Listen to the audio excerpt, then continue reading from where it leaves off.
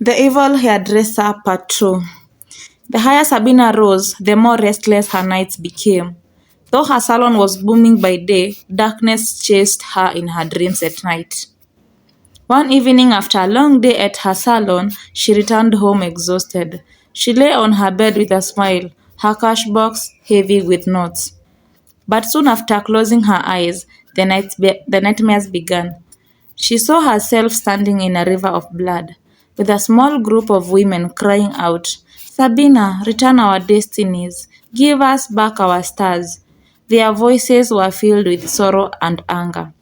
Sabina woke up sweating, her heart pounding like a drum.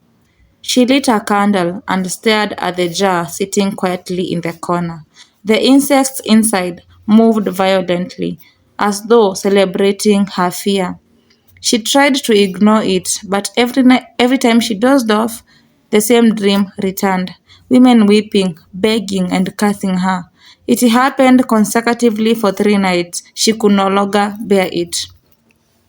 One early morning, she locked up her salon and traveled back to the riverside to see the priestess.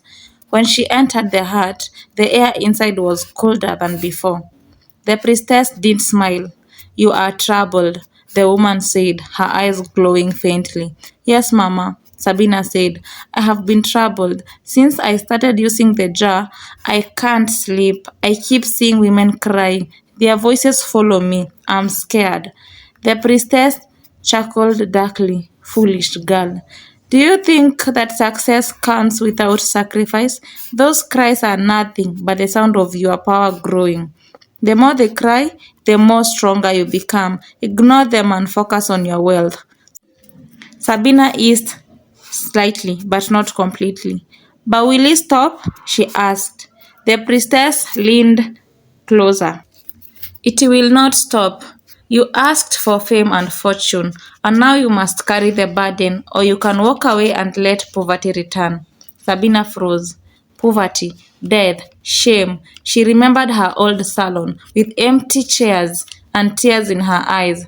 Slowly she shook her head. No, Mama, I can't go back. I will endure it. The priestess smiled wickedly. Good, then keep feeding the jar. The more souls it swallows, the more untouchable you become. Sabina left the hut trembling. Deep down, she knew she had crossed a line she can never return from.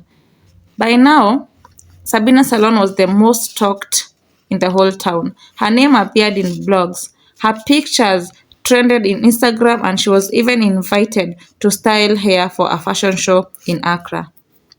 Outwardly, she was living her dream, but inside, she was scrambling.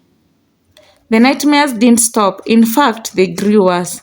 She now recognized some of them. Customers who had visited her salon. They called her name, stretching out their hands, begging for rescue. One night, she saw Nana in her dream, standing in a white dress, saying, Sabina, your time is running out. She woke up screaming. From that day on, sleep never gave her peace. But it wasn't just the dreams. Strange things began happening in her salon too. One morning, while blow drying a client, the mirror on the wall suddenly cracked into pieces without anyone touching it. The loud shatter sent everyone screaming out of the salon.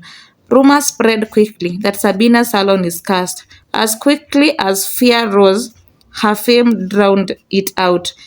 More celebrities kept coming, saying that they don't care what people say and that Sabina was the best.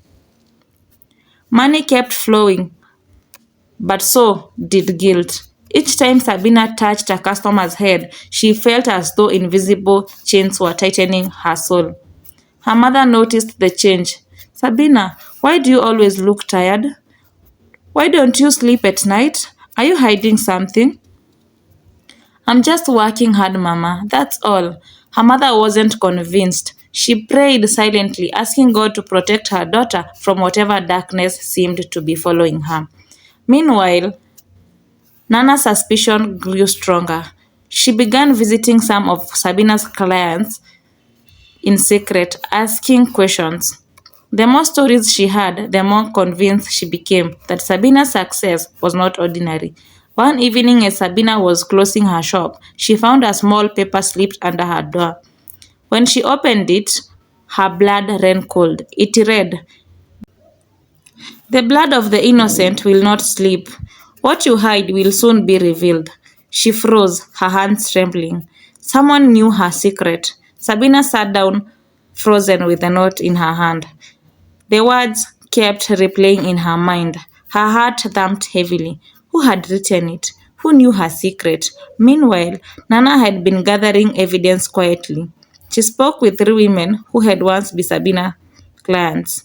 Each of them shared similar stories about the misfortunes that began the moment they left Sabina's salon. Nana also noticed that none of them had the courage to confront Sabina. Fear kept their mouths shut. Determined to protect her community, Nana decided to act. She went to see a local pastor, a man known for exposing hidden evils. After listening to her story, the pastor shook his head. "Your neighbor has sold her soul to the darkness. If she doesn't stop, the spirit she serves will one day consume her." The pastor prayed with Nana and warned her to be cautious. Do not confront her in anger. Darkness hates light, but truth must be revealed carefully. That night, Sabina had the most terrifying dream ever. She saw the jar shatter into pieces, releasing thousands of insects that crawled over her body. She screamed, but no one came to rescue. Then she saw Nana standing at a distance. When Sabina woke up, she saw the jar sitting in the corner of the room, glowing faintly red. Guys, we still have one more part to go. Please make sure you subscribe and thank you so much.